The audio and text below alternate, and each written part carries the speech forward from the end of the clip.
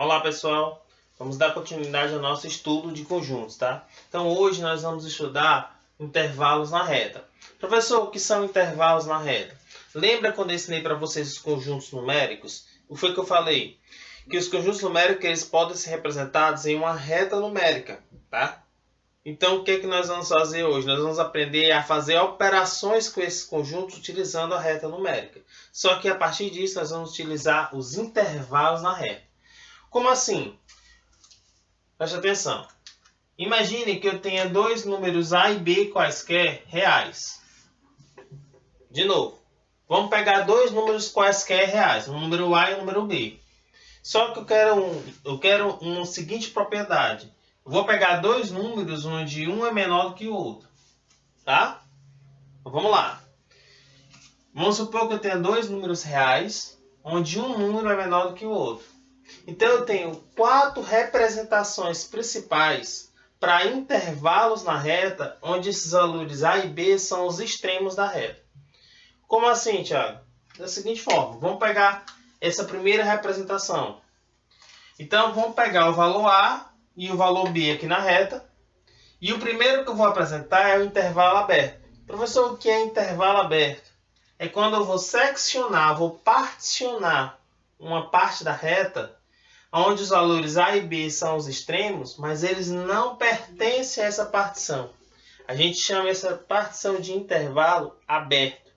Então, de novo, o que seria um intervalo aberto na reta? É quando eu vou escolher dois valores A e B. Esses dois valores eles vão particionar a reta, só que eles não participam das escolhas dos elementos. Nesse caso aqui, nós temos duas representações. Temos uma representação geométrica e representação algébrica. O que seria a representação geométrica? É quando eu vou pegar na reta, eu particiono a reta com os valores A e B e eu deixo essa bolinha em branco, assim, aberta. Essa bolinha aberta significa justamente que esses dois intervalos, esses dois extremos, eles não pertencem à partição. Então é chamado de intervalo aberto. Professor, e o que isso significa na prática? Significa que os únicos elementos que eu vou escolher da reta são os que estão entre eles. É os que estão marcados de vermelho. Tá ok? Então, todos os elementos que estão entre os dois pertencem ao conjunto, mas os extremos não. Esse daqui é chamada forma geométrica de um intervalo. No caso, um intervalo aberto. E qual seria a parte algébrica? A parte algébrica é quando eu vou colocar na forma de uma propriedade. Vocês lembram que eu posso representar um conjunto através de sua propriedade. Eu já falei isso para vocês. Portanto, vamos pegar aqui. X vai ser um número real, onde x está entre A e B. De novo, como é que eu faço essa representação geométrica na forma algébrica? Eu escolho x pertencente aos reais, onde x é maior do que o A e menor do que B. Essa é uma representação algébrica, porque é a partir de sua propriedade. Mas tem outra representação algébrica, que é essa aqui, ó, que a gente denomina por colchetes. No caso aqui, os colchetes são colchetes para fora. Quando a gente bota colchetes para fora do número, a gente diz que é um intervalo aberto. A gente vai ver aqui embaixo, quando o colchete está para dentro, a gente chama de intervalo fechado, que é o próximo.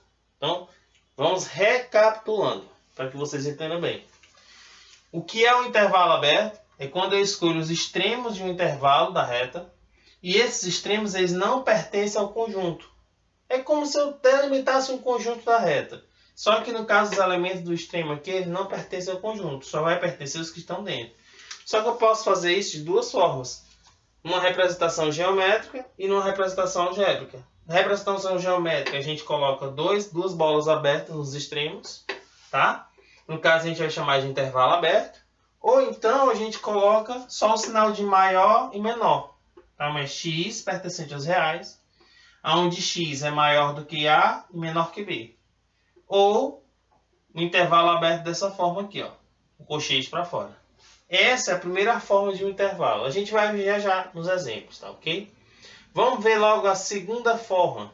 Nós vamos ter quatro apresentadas. São quatro principais. A primeira é intervalo aberto. A segunda é intervalo fechado. O que é que diferencia uma da outra? É porque no intervalo fechado, gente, todos os elementos, eles pertencem ao conjunto, inclusive os extremos. Ó. A bola está fechadinha. Conseguem ver a bola aberta e a bola fechada?